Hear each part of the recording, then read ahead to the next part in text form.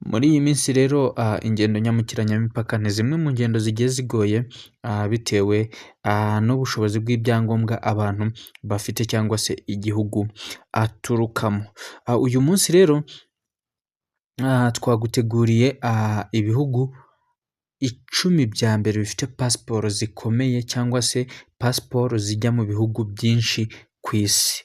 Uru rutonde nurukurikirana neza uraza gutungurwa kuko hari ibihugu uri buze gusanga aho watekerezaga ko byaba biri atariho biri. Icyo ngusaba ni ugukurikirana iyi top 10 y'ibihugu icumi bifite pasiporo zikomeye ku isi cyangwa se pasiporo zigenda mu bihugu byinshi kurusha ibindi. Ndajya nkubwira igihugu umwanya kiriho, nkubwire na pasiporo yacyo ibihugu ibasha kujyamo. Nkwibutse ko iyi nkuru ndi kukubwira ntabwo ari inkuru mpimbano kuko iyi ni raporo nshya dukesha ikigo Henry Passport Index. Yes, iki ngiki kikaba gishinzwe inama n'imiturire by'abaturage bitewe n'aho bari kuri iyi si yose. Ngira ngo rero iki kigo cyakoze icyegeranyo cyangwa se kiregeranya kibasha gushyira hanze urutonde rw'ibihugu uko bikurikirana nuko pasiporo zayo zigiye zikomeye cyangwa se naho pasiporo zaho zigenda zijya mu bihugu bigiye bitandukanye. Ndatondeka rero mpereye ku 10 kugera ku mwanya wa mbere. Ndagusaba gukurikira iki kiganiro. Nimba ari ubwa mbere ugeze kuri YouTube channel, reka ngusabe gukanda subscribe, uturning on notification kugira ngo tujye tubana mu biganiro byacu bya buri munsi bigiye bitandukanye. Mbere yuko twinjira mu rutonde, nimba utarakanda kuri like, kanda kuri like menye abantu dutangirana iki kiganiro, kandi nanone nimba ukunze iki kiganiro ntiwibagirwe gusiga agakomenti cyane. Ku mwanya wa 10 rero turahasanga igihugu cy'igihangange cyitwa United States. Amerika ngira ngo ni igihugu gikunze gukomeza ibintu cyane cyane ku bijyanye n'abimukira. Ngira ngo muzi ko muri iyi minsi Trump akomeza ibintu ku buryo abimukira bo muri Afurika agenda abafata akabasubiza iwabo. Igihugu cya Amerika rero, ufite pasiporo yo muri Amerika ubasha kujya mu bihugu 179 mu bihugu 227 bigize isi yose, umubumbe w'isi.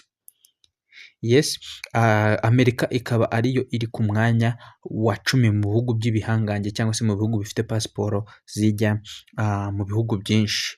Ku mwanya wa 9 turahasanga igihugu cyitwa ufite pasiporo yacyo ufasha kugenda ibihugu 180 gusa.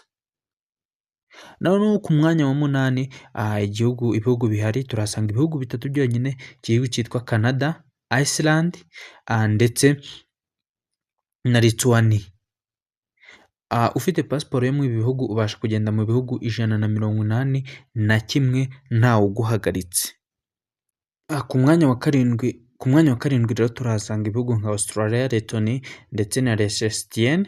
Ufite pasiporo yaho ubasha kugenda mu bihugu 182. Ku mwanya wa 6 turasanga ibihugu bigiye bitandukanye birimo nka Croatia, Republic of Czech, Estonia ndetse na New Zealand na Pologne. Ufite pasiporo yo mu ibi bihugu ubasha kugenda mu bihugu 183. Ku mwanya wa 5 turasanga ibihugu nka Hongria, Portugal, Slovakia. Ufite pasiporo yo muri ibi bihugu ubasha kugenda mu bindi bihugu 181 nta hantu bikugoye, ntawe uguhagaritse, ari ukwerekana pasiporo yawe ugatambuka. Mbere yuko dukomeza, wibutse gukanda subscribe, uturning on notification.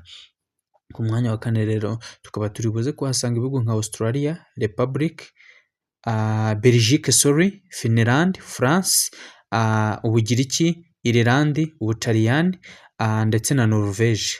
Ufite pasiporo yaho hantu ubasha kugenda mu bihugu 185. Ku mwanya wa 3 turahasanga ibihugu nka Denmark, Istanbul, Espagne, Swede n'Ubusuwisi. Ufite pasiporo yaho ubasha kugenda ibihugu 180 na bitandatu. Ku mwanya wa kabiri turahasanga Ubuyapani, Koreya y'Amajyepfo, ufite iyi pasiporo yaho muri ibyo bihugu mu Buyapani ndetse no muri Koreya y'Epfo ubasha kugenda mu bindi bihugu 188. Ku mwanya wa mbere rero turahasanga iki gihugu. Mbere y'uko nkikubwira igihugu gifite ubushobozi bwo kugenda ibindi bihugu ku isi, mbese gifite pasiporo ikomeye, mbere y'uko nkikubwira ndakwibutsa kubanza gukanda subscribe ugaturninga on notification kugira ngo tujye tubana mu bindi biganiro byacu bya buri munsi. Ku mwanya wa mbere rero turahasanga igihugu cyitwa Singapore. Ufite pasiporo yo muri Singapore ubasha kugenda mu bihugu 192 ku isi, mu bihugu 227.